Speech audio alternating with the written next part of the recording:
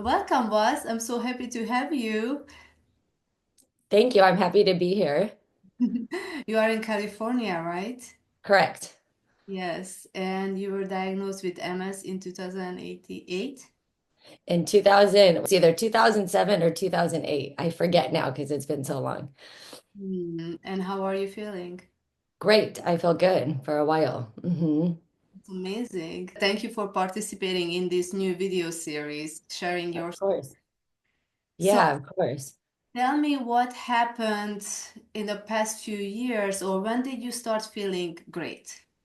Ooh, a long time ago. I hope it gives people hope. I got diagnosed when I was 24, and the first 3.5 years were tough. I had a few relapses, but then since then it's been 15 years. I haven't had any relapses. I do really well. I feel good all the time. I haven't had any issues. I don't even feel like I have MS sometimes. When was the last MRI? Um, and it's so funny. I think it's nice for people to hear someone like me who's had it for a long time, 18 years, because in the beginning, you're like, I got to go to my MRI. I have to do, you're so involved. And now I need to go. I probably have gone like a year and a half ago.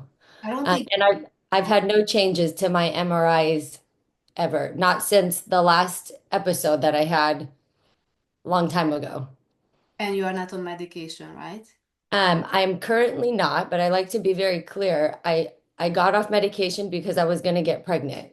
And so I didn't want to be on medication pregnant. That was 6 years ago. How old am I? 30, about 6 years ago. And I still haven't got back on because that's a whole separate story of pregnancy and stuff like that. But I did not get pregnant, but in the aftermath, I have felt good off my medication. And I was on medication for 13, 14 years. And I felt like it was nice taking a break. Mm. But I am not against medication. I don't advise people to not take it or anything like that. So that's why I like to give my reasons. And, you're always checking the way you feel and your MRIs and things like that. And is why I need to go get another MRI because, especially if you're choosing to not be on medication, you really have to be diligent with your health and wellness, in my opinion. So I still do yearly blood work. I work with a naturopath. I still do, um, things to care for myself. It's not like I just was like, oh, I'm just not going to do that anymore. I've just learned to really listen to my body and I can tell when something's feeling off and when something's feeling good. And so I feel confident in my choice. But I think that's the biggest thing. People should feel confident in their choice. It's very personal and it shouldn't be anybody else's choice. Yes, yes, I completely agree. When did you start making changes, or what was the first thing you changed? I got really lucky. I feel like my path has been I've had, unlucky and lucky. When I first got sick, my sister's very close friend, was getting her master's in nutrition at Chapman University, as a university in Orange County. And she called me and she's like, I've got to talk to you. I've got to tell you about this Dr. Weil and this anti-inflammatory diet. And remember, this is 18 years ago. So there's no Instagram, there's no True Food Kitchen, there's no anti-inflammatory language on the inner anywhere. And because I was willing, and I think that's another big thing with MS, I was open to do whatever. I wanted to feel better and I was really feeling terrible. So about 4 or 5 months in, around the same time that I got my medication and stuff like that, I changed my diet. So I did it very early on. I started medication right away and I changed my lifestyle, not immediately, but within 6 months. Hmm. And when you say you were very sick, what kind of symptoms did you have? Um, well, on a daily basis, I just felt chronic fatigue. I felt tired. I felt brain fog. Just my digestion was terrible. I got migraines, headaches. I had eczema. I had just didn't feel, mainly what I remember is just I felt like ugh, like not good. And then my first episode, I got the whole left side of my face totally, completely numb, like not a little bit numb, like very numb. I lost taste on the left side of my face. I lost my equilibrium, my balance. It kind of went down into my arm, but it really settled in my face. And that lasted for several months. It was really difficult. And that's the first episode I had that led me to, down the rabbit hole of all the stuff, all the MS diagnostics. Um, so that was my first one. And so when I started taking the medication too, that makes you, so back up at the time, there was four medications you could take. There was Avonex, there was Betaseron, there was Tysabri, and there was Copaxone. I That's didn't it. realize Tysabri has been around for so long. Yeah, for a very long time. But they were all Betaseron, like interferon. They're all pretty, they're injections or infusions. At the time, I chose Avonex was the best option for me. And Avonex, if you're familiar, I don't know if anyone still takes it. It's very difficult. It's a weekly injection that makes you feel very sick, like fever, flu, very difficult. So when I first started that medication too, on top of feeling not good with the MS for 2, 3 days, I would have to recover from that medication too. And so when you added all of that in, and I had my friend in the background who was like, when you're ready, call me, I can help you. I just at one point picked up the phone because I was tired of feeling terrible. And I did whatever she said. I just started and I just started doing it. Did actually the diet change help you with the medication symptoms? Yeah, because when you get MS, when doctors, especially back then, we've come a long way. The best way to treat symptoms was to offer what they know that works for people as medications.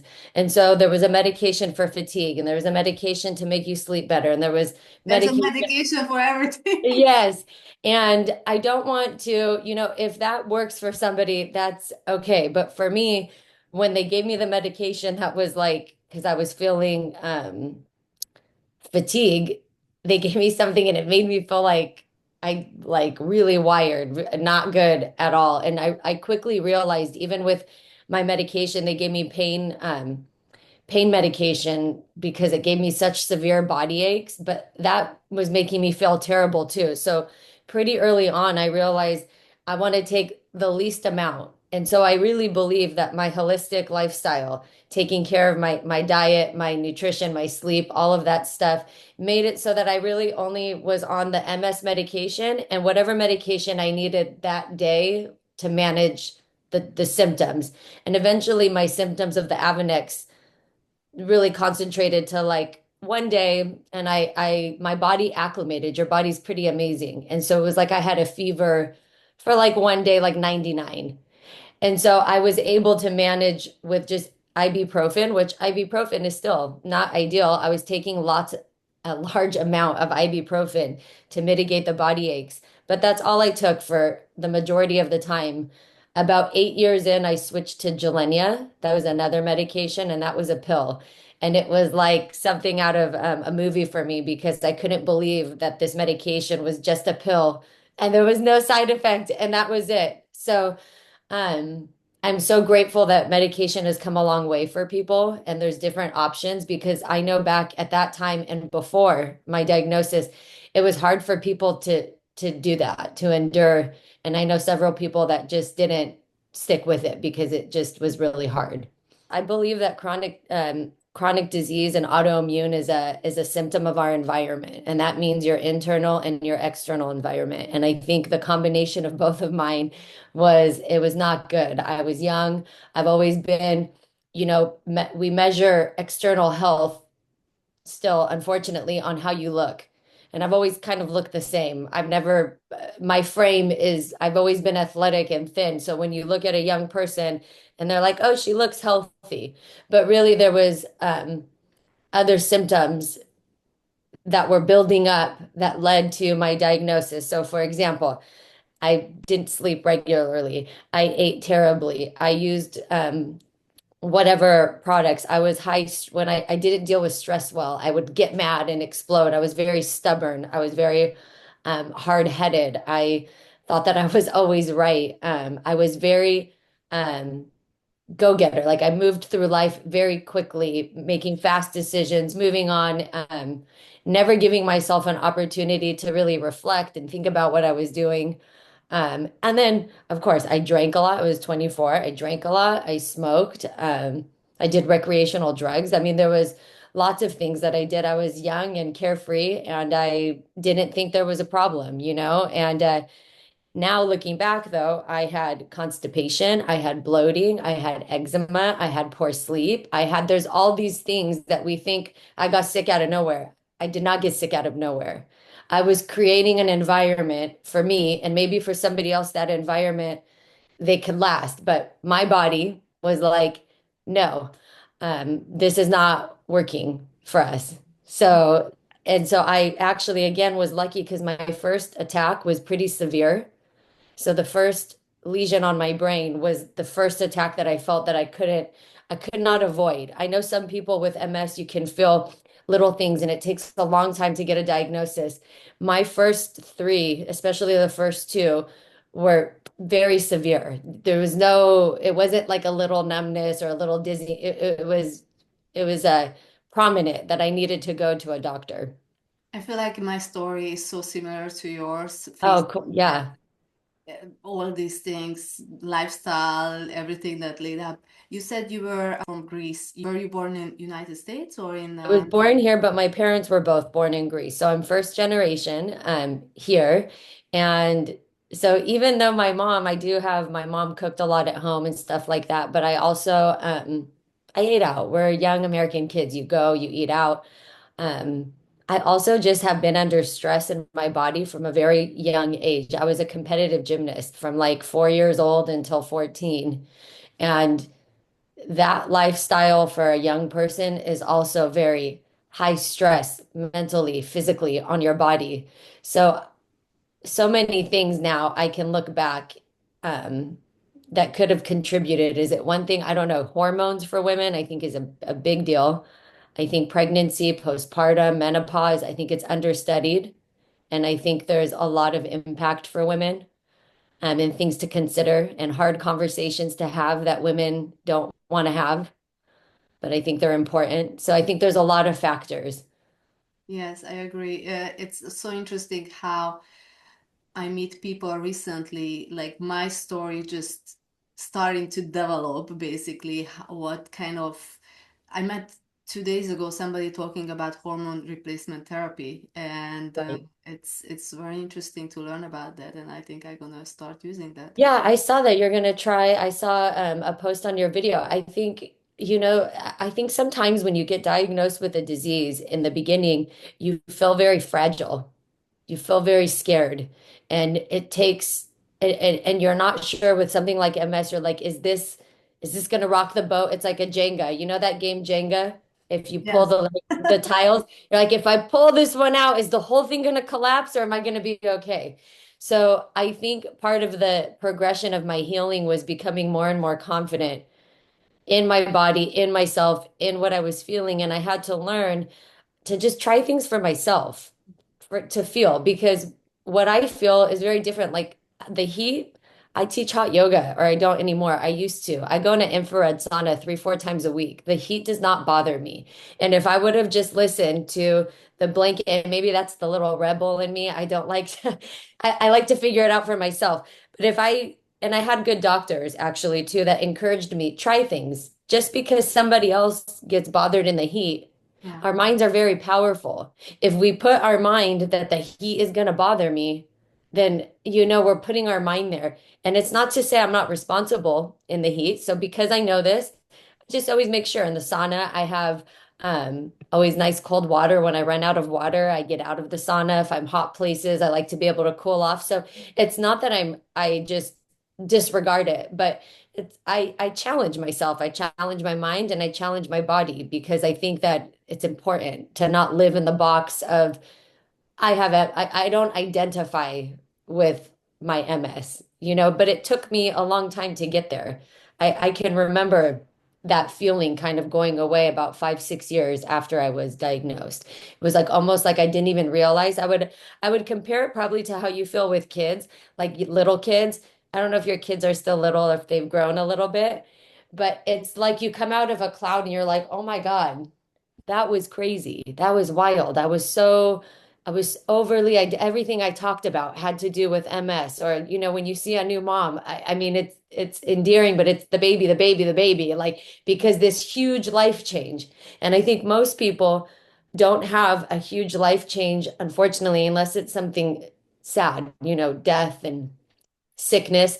But women, fortunately, we have children. That's a big life change.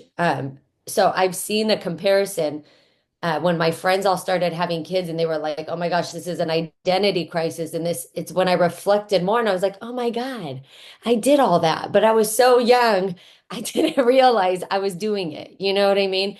And so I think it took me about 5, 6 years to like come up and take a breath and live my life again without MS right here, feeling like I had to share, with everyone that I had this Yeah, issue. yes. It took me 4 years. It's actually, I had to go down to spiritual path in order to realize Yeah. like uh, fear is not controlling my life. This is not controlling my life.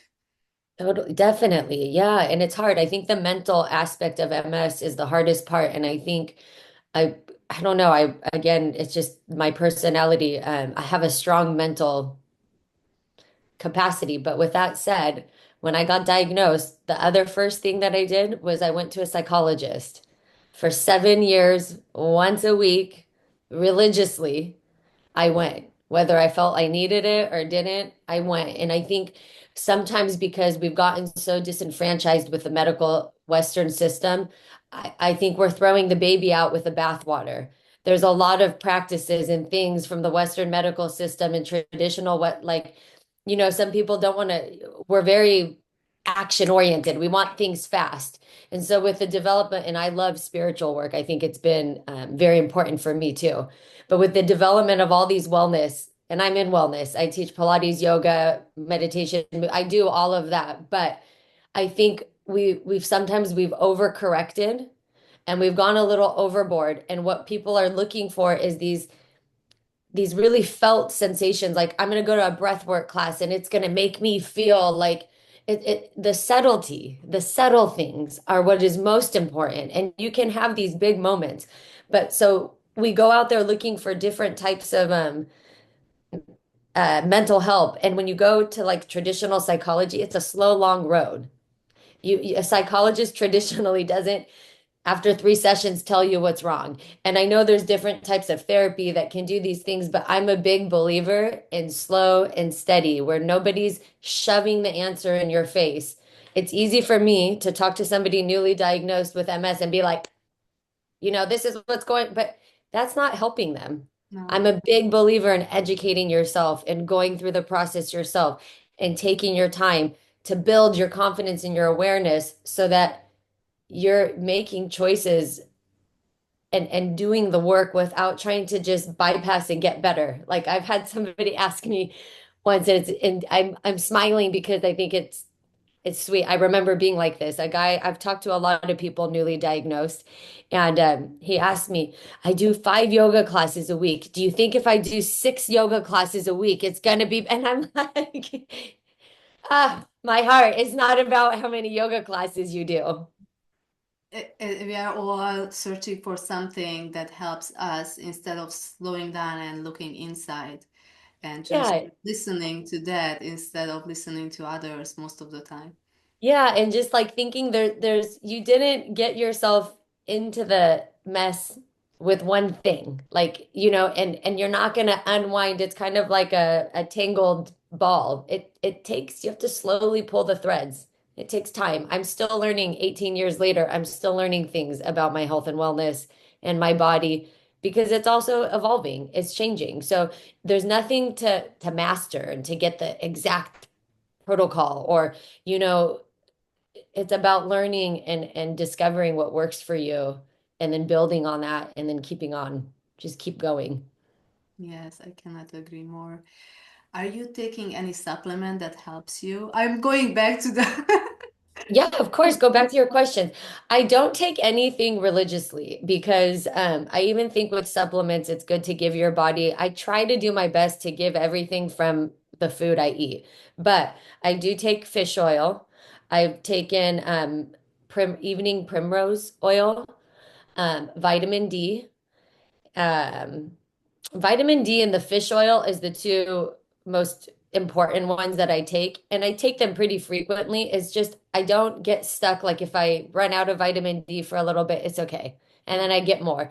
And then I work with a naturopath. So other vitamins and supplements I take are based upon my blood work. I try not to just take things to take them because the supplement world is just as crazy as the medication world sometimes.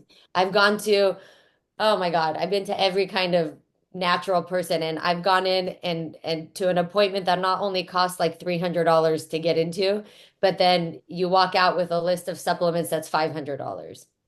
So, that's not always the solution. And I'm not saying that supplements aren't helpful, but I try to use them responsibly and based on what you need in the blood work. yeah, and my pocketbook. I mean, wellness it shouldn't break the bank for you. There's plenty of things that we can do that aren't so expensive, and we should save our money for the things that we really need support with. So I try to be careful because there was a time that I just did, and I did all the things, and I think it's fun, and that's how you learn. But there's a point when you do all the things, then you have to be like, okay, what is working and to your point because you won't really know what's working and what isn't. Yeah. So I try to peel things back. My favorite, my biggest tip for anyone with MS is not a supplement, it's not a medication, it's sleep. It's getting good sleep and taking care of your physical body, not just your food and your diet, but like your mental health, I think and ensuring your rhythm in life isn't I don't think the body likes that. And so it's okay sometimes we get busy, we get stressed, but then it's like, how do I recover? And how do I do that with more ease and grace every single time? And so I think for me, sleep is a non-negotiable. If you ask my husband, I'm crazy. Like if and now I had to learn to temper that too because it's not good to be obsessing over your sleep. Do you see what I mean? We don't want to be so now I've gotten to a point where I consistently get good sleep and on the nights that I'm not going to get good sleep, meaning it's going to be shorter because I went to bed late, I just tell myself it's okay, boss. It's okay, you're going to be okay. Because there's a degree to in managing your disease with lifestyle that you can get obsessive and you think you have all the power and it's everything that I'm doing. And if I do this and I do that, and that's a lot of pressure. And what does that create? Stress. And so MS is a really, we don't want stress. We want to care for our body and our nervous system. So it's really about finding the balance mentally and physically. And that takes time. At least it did for me. And a lot of patient and practice. Yeah, I've been consistent. That's the other thing. I don't off and on. I don't try, I'm not into fad diets. I do anti-inflammatory, what that means for me, and I've stuck with it. I don't come off and on. Like my life progressively changed and stayed that way. So, I think sometimes but people go ahead. no, I was curious about your anti-inflammatory diet.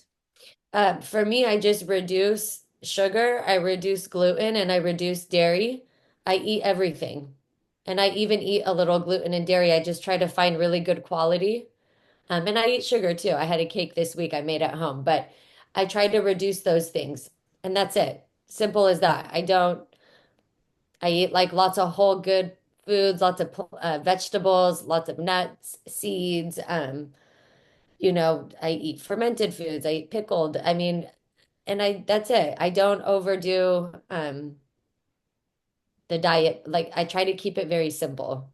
I like it. And you probably learned over the years what works for you and what doesn't, and just Yeah, like I can tell how much of the different things I can eat. And then sometimes things happen. I go to Mexico a lot. I got the famous Montezumas in Mexico that put a bug in my stomach that created dysfunction in my gut. So even though I'm eating healthy and I start to notice the signs in my body that something's up.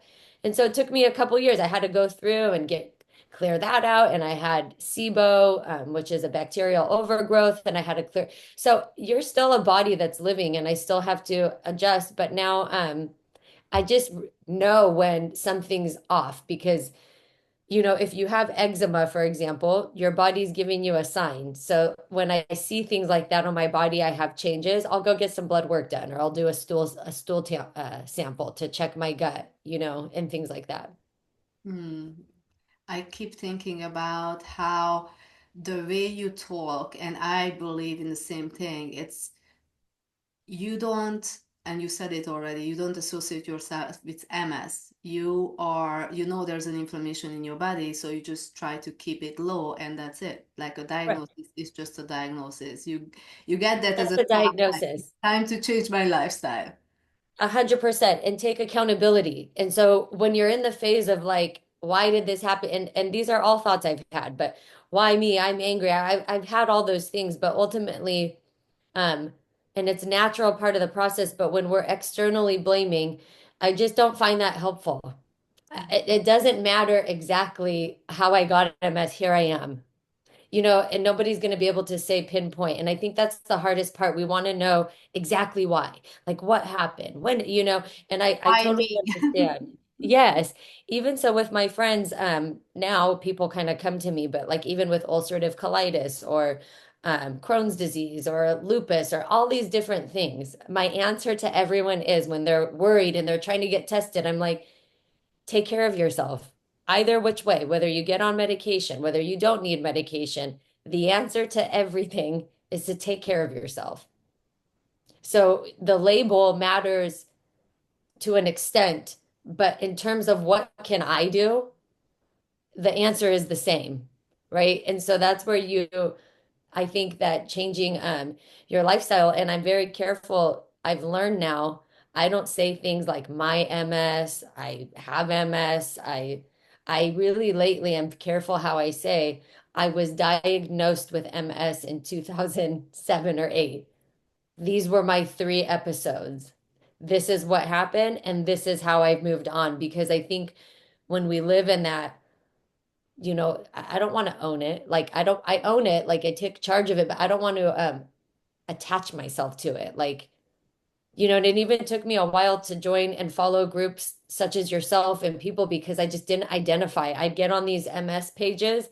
I don't identify with any of it. There's a physical therapist that talks about MS, and it's like everyone sometimes that I would see out there talking about MS is like talking about one subset. There's a lot of people with MS that are living just like me, really healthy, strong, a lot of us, yourself. And so I think it's important to highlight those people because I don't know if you felt that way, but especially like before, now there's so many more resources. But I just felt like when I first got sick and I went to Barnes and Nobles because we still went to bookstores. I did too when I was Right. diagnosed 6 years ago. I rather went there than get all the pamphlets from the doctor's offices or Yes, I tried to look. So I don't know what happened. It'll be fun to hear what happened. When I went, there was like 2, 3 books. That's it. Montel Williams, a very scientific book that at the time was too heavy for me. Um, and I think actually those 2 books was like really all I could find. And I remember that's why I wanted to write a book. And so I've been currently trying to write a book, but that's a hard task as it turns out, because in that moment I was like, one day I'm going to write a book because all of this is, I don't want to read this. This is not what I want to read. I was trying to look for somebody that was going to be like positive and we could do this and let's go here. And even the people I talked to at the time were a little down, and I'm so grateful that they talked to me and they shared and that was their truth that they're living. But I wanted to hear people like you, people like me, like where was I? There was I wish I knew you when we I both know. 2 years ago.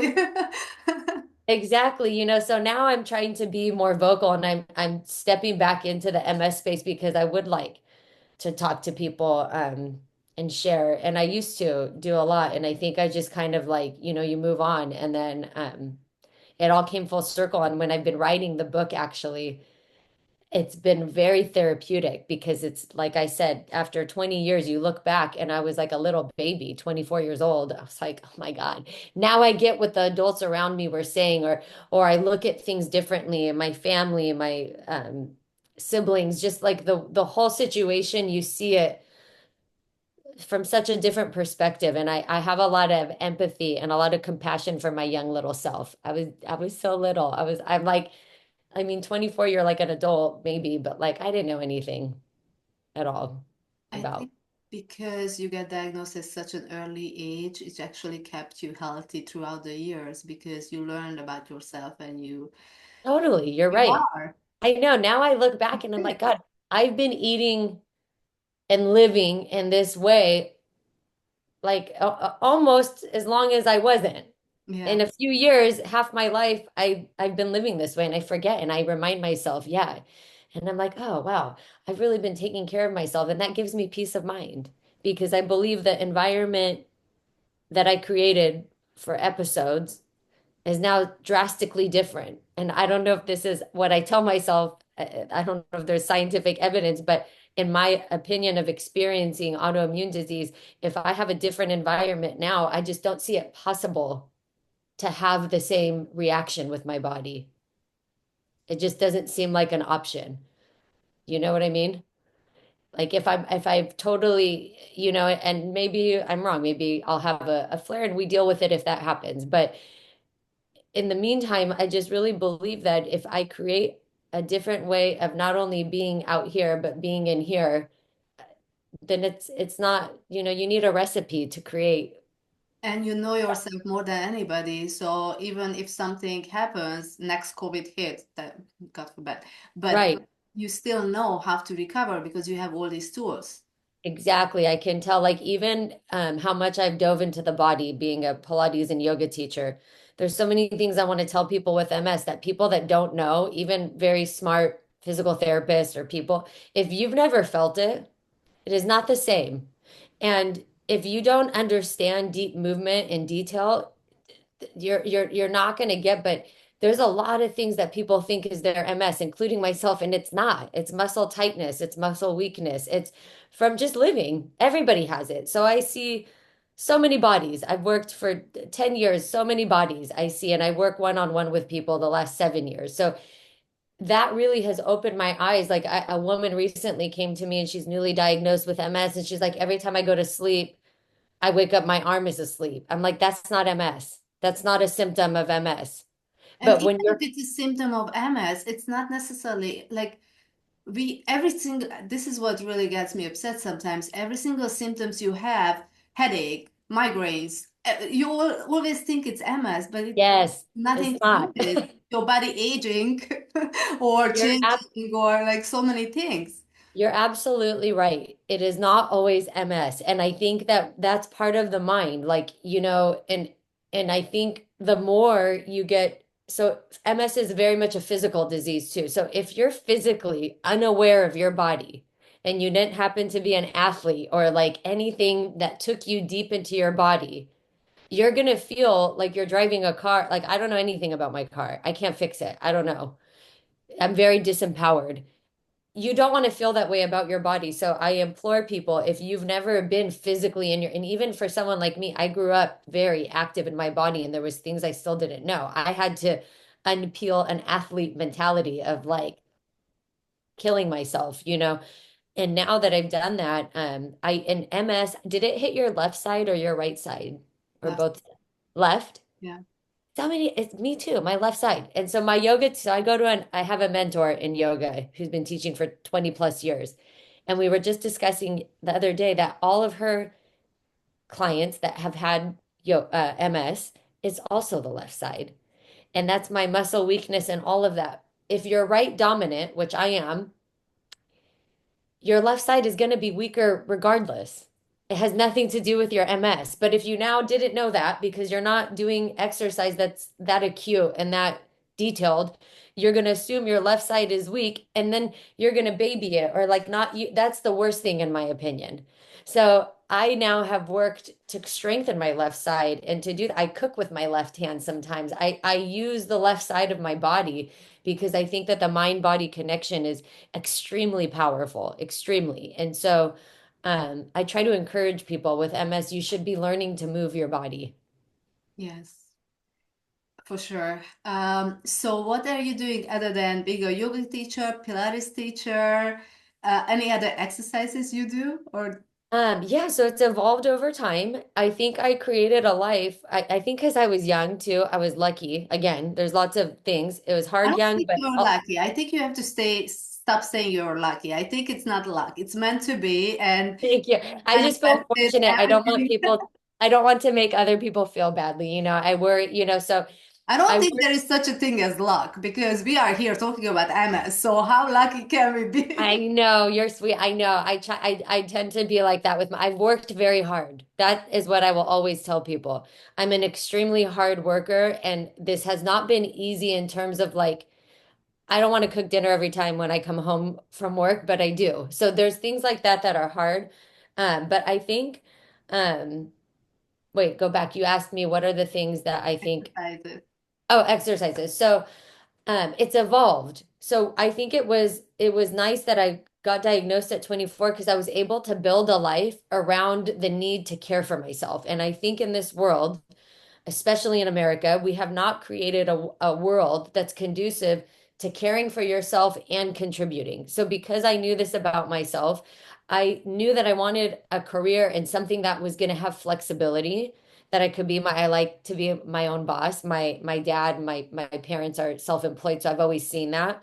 And I knew that I would need that because I saw what it took to care for myself, and I knew I needed that flexibility. And when I did have plans on becoming a mother too, I was like, I need to do something that's going to be conducive to me being able to mother, to care for myself, and to have this flexibility. So getting into wellness kind of just happened. I was working in my dad's restaurants, and just one thing after another. I did a yoga teacher training, and then anyways, and so then I built this life and of wellness. And from my 20s through my 30s, my exercise has changed. Currently, I walk and hike. I do Iyengar yoga and Pilates. And once a week, I do a boxing class. And the boxing is so fun. And I think for those of us with MS, it's a neurological, we want to keep our brain and our cognition. Boy, is boxing hard on the brain. It's so great. And so I think things challenging yourself to learn new things and to create that flexibility of the brain. So I think that's currently what I do. So Pilates, Iyengar yoga, I walk and I hike and I do some boxing. But Hmm, it's not like cardio kickboxing. It's like actual like he calls out the numbers and so it's really a mind body like a dance, that I have to think. And so I think that's really great. I like that. Do you meditate every day? I do. I don't do anything every day. That is not my personality. I think everybody has a different, but I think is there a degree of meditation in my daily life? Yes. Does it look like me sitting down and meditating? No, but here's a funny story because I've learned how to calm myself, and I go into that state often. I had to go yesterday to get a chipped tooth, a filling at the dentist. It's the worst. And I have a small mouth, and they put this thing that like holds your mouth open, and you like can't breathe. And I'm like, oh my God, this is so uncomfortable. And for a second, I wanted to reject it. I wanted to be like, oh my God, get this out of my mouth. I can't breathe. But because I have the practice, I went in, I could understand my neck and my throat, so I knew I needed to soften my throat so I could breathe better rather than panicking. I went into all this stuff and I turned out to be fine. Later, I wear an Aura ring that tracks it tracked that I took a 30-minute nap during my filling because I got myself so calm. Unbelievable. So this is how I practice to your point. So yes, I do some sort of introspection, reflection, and quietness every day. Yeah. Hmm. Yeah, it's so interesting because when I first was introduced, actually I introduced myself to meditation, I felt so stressed out. I was like, this is not for me.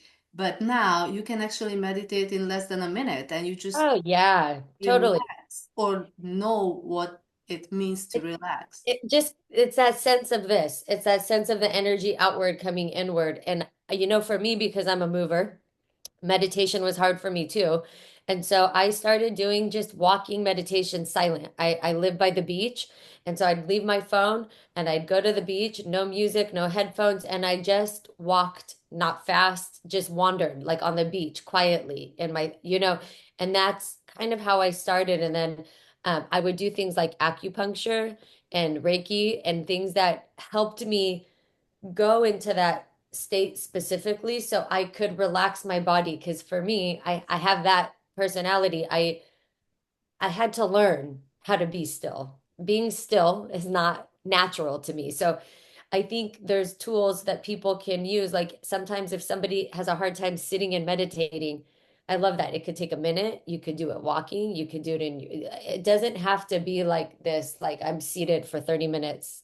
That can work sometimes, but I think there's things sound baths, I think are so nice. Anything that helps you learn to be in that still place, I think is really nice. Yes. Thank you so much. Thank you so much for sharing your story and sharing all these good tips. I know, I'm so happy we met and we connected. Now I hope we stay connected. Maybe when you're on the West Coast, you can come see me at the studio. I Or would if I love ever, that. where are you on the East Coast? Long Island. Oh, cool. If I'm ever on the East Coast in New York or anything, I'll have to reach out to you. It would be fun to see each other in real life. I would love that. Do you ever go to Europe to visit? I do. We go to Greece all the time. I'm hoping to go this summer to Greece. Do you get to go to Hungary a lot? Yes, I Nice. actually want to spend every single summer, like few weeks there, Good just for because you. I know it might sound interesting for some people, but I truly believe that if I wouldn't move to this country, I wouldn't have a diagnosis like MS. I believe you. And it's me and my husband talk about it all the time. The American standard way of living, and that's why I love Greece and Europe in general. It's hard to explain it's different. Like the light, it's just different. And so, I know. Do you ever, maybe you'll go back one day. I don't know, hopefully, but it's not only about food and lifestyle, it's just more like family and Yeah. social connections, and it's Yes. so Yes. different here. Definitely. And that's the one thing I think about all the time. Like you want to have a relaxing, nice life and where you can, but you don't want to overcorrect, right? And seclude yourself and isolate yourself because I do believe, just like you, Greeks were very connected. And I think it's a beautiful thing. It's nice to have those connections and family and support. I had so much family support, a lot of support. And so I'm grateful. And that's why if I can support other people that don't have the same, not everybody has such a big family. Not everybody has friends, like a big network. So it's important for people like yourself and for me to create these community spaces for people that don't have as much. Yes, for sure. And I know everybody has a purpose in life, and I think this was my purpose. So it's It's better. helping, sharing, Yes. educating. Yes. Thank It you is. so much. Thank you. Thank you. Thank you so much. I hope to talk to you soon. Yes, for sure.